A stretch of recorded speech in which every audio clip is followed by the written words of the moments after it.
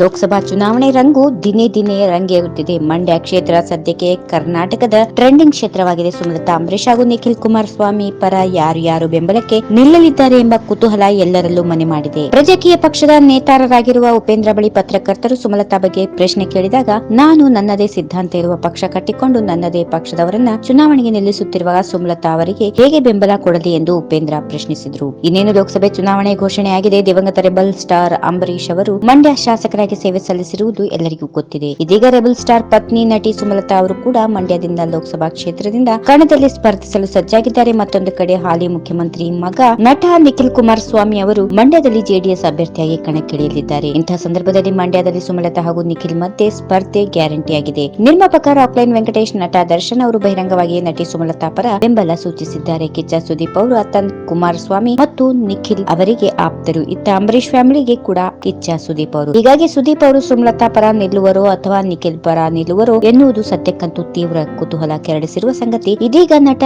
ಪ್ರಜಾಕೀಯ ಪಕ್ಷದ ನೇತಾರ ಉಪೇಂದ್ರ ಅವರು ಸುಮಲತಾ ಪರ ಬೆಂಬಲ ಇಲ್ಲ ಎಂಬ ಮಾತು ಕೂಡ ಈ ಸಮಯದಲ್ಲಿ ತುಂಬಾ ಮಹತ್ವ ಪಡೆದುಕೊಂಡಿದೆ ಎನ್ನಬಹುದು. ಈ ವಿಡಿಯೋ ನಿಮಗೆ ಇಷ್ಟವಾದಲ್ಲಿ ಲೈಕ್ ಮಾಡಿ, ಶೇರ್ ಮಾಡಿ, ಸಬ್ಸ್ಕ್ರೈಬ್ ಮಾಡಿ.